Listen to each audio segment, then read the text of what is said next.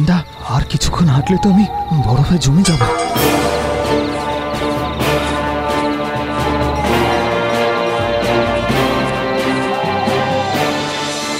এখানেই আগুন জ্বালিয়ে কিছুক্ষণ বসি।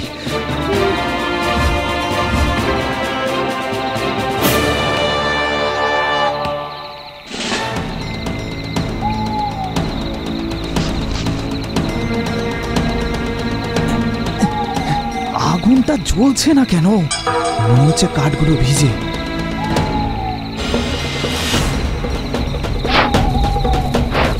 কি করি? এখানে তো অনেক ধোঁয়া ছড়াচ্ছে আর ঠান্ডা অনেক বেড়ে যাচ্ছে। এই ধোঁয়ায় তো আমার চোখও জ্বালা করছে। শুকনো কিছু কাঠ দিতে হবে। এত ধোঁয়া হয়ে গেছে যে কিছু দেখতেই পাচ্ছি না আমি।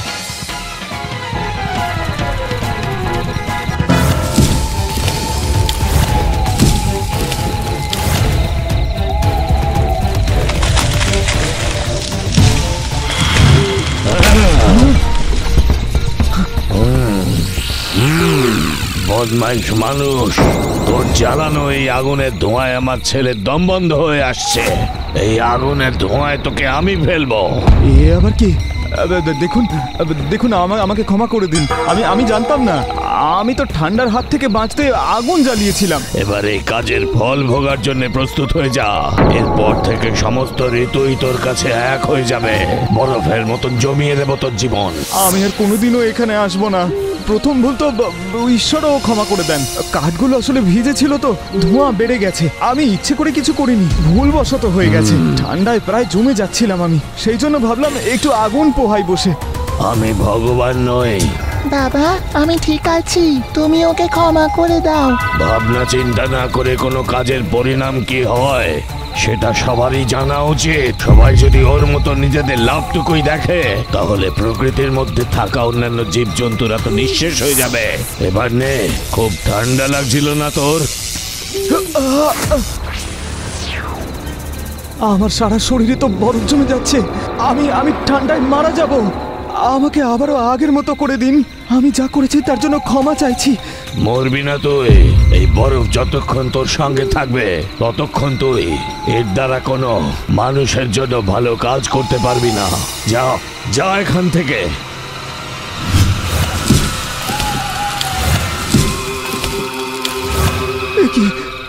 কি অবস্থা করে দিল আমার।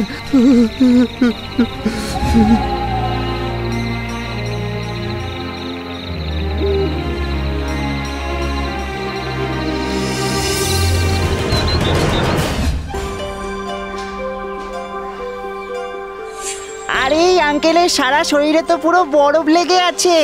একটা বরফের গোলা দাও না আঙ্কেল।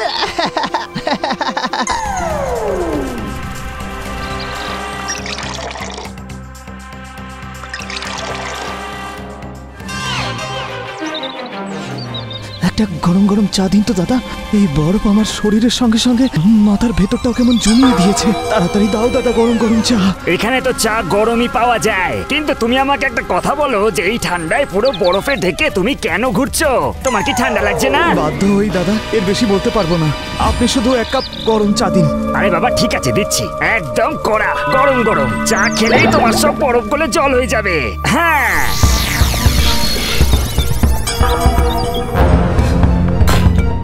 হে ভগবান, কি ভাগ্য আমার। এখন কি আমি আর কিছু খেতেও পারবো না? চাটাও তো দেখছি বরফ হয়ে গেল। শোনো দাদা, আর এক কাপ গরম চা দিতে পারবে? অনেক বেশি গরম। আরে এত তাড়াতাড়ি তুমি গরম চাটা খেয়ে নিলে? অদ্ভুত তো তুমি। তোমাকে তো দেখে পুরো কাশ্মীর মনে হচ্ছে। ওখানকার লোকেরা এরকম গরম গরম চা খায়। এটা ফিরিয়ে নাও দাদা, এই চাটাও বরফ হয়ে গেছে। এটা তো আর কেউই খেতে পারবে না। আমাকে আর এক কাপ দাও। আরে বাপরে, আমার চাটাকে বরফের গোলা বানিয়ে দিলে। দাঁড়াও, একদম ফুটন্ত চা দিচ্ছি তোমাকে। এই নাও, তাড়াতাড়ি নাও। একদম গরম, খেলেই শরীর গরম হয়ে যাবে। এটাও বরফ হয়ে গেল। শোনো ভাই, দুটো চায়ের টাকাটা আমাকে দিয়ে দাও। আর এই জাদু অন্য কোথাও গিয়ে দেখাও। তখন থেকে বোকা বানিয়ে যাচ্ছ বরফ জমিয়ে জমিয়ে। দিচ্ছি দাদা, আমি কোনো জাদু দেখাচ্ছি না। আমার দুর্ভাগ্য যে আমার সঙ্গে এইসব হচ্ছে। এই নাও তোমার টাকা। তা কোথা থেকে চলে আসে বরফের ভূত?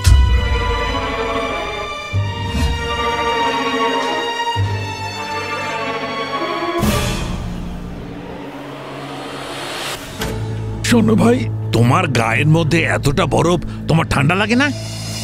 দাদা, এ আমার দুর্ভাগ্য, আমি কিছু বলতে পারবো না। ঠিক আছে বাবা, আমাকে একটু সাহায্য করে দাও। এই ফলের ঝুড়িটা আমার মাথায় একটু তুলে দাও না, খুব ভারী।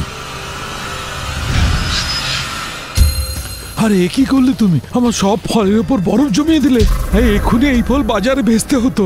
ক্ষমা করে দিন দাদা, আপনি বললেন তাই তো আমি আপনাকে সাহায্য করতে গেলাম। আরে সাহায্যকারী, তোমার সাহায্যে সব ফল নষ্ট হলো। কি কুক্ষরে তোমাকে সাহায্যের জন্য ডেকেছিলাম। ক্ষমা করবেন দাদা, আমার কিছু করার নেই, ইচ্ছে করে করিনি আমি।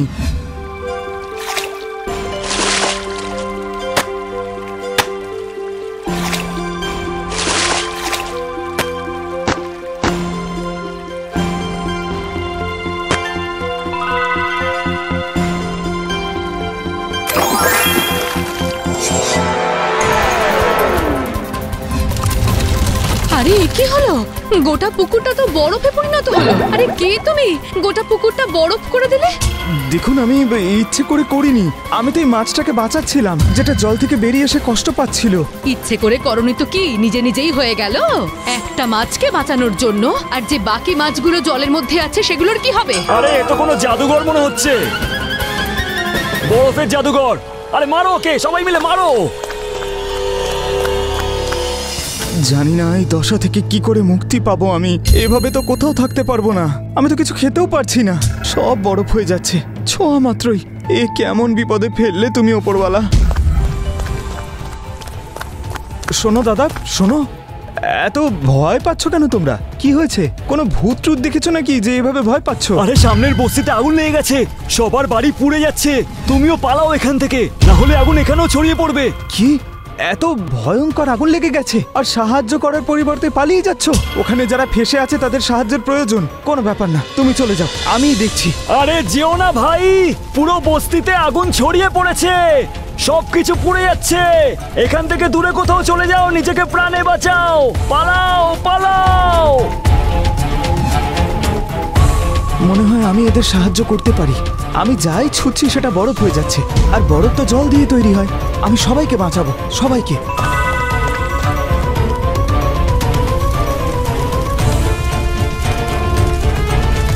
কেউ বাঁচাও, আমার নাতনি ভেতরে আছে, কেউ বাঁচাও। হে ভগবান, আমার নাতনিকে বাঁচাও। ভয় পাবেন না আপনি, ভয় পাবেন না, কিচ্ছু হবে না আপনার নাতনির। ভরসা রাখুন, কারোর কোনো ক্ষতি হবে না। ওখানে আমার বাড়িটা পড়ছে, আমার ছাগল আর গরুগুলোও আছে ওখানে।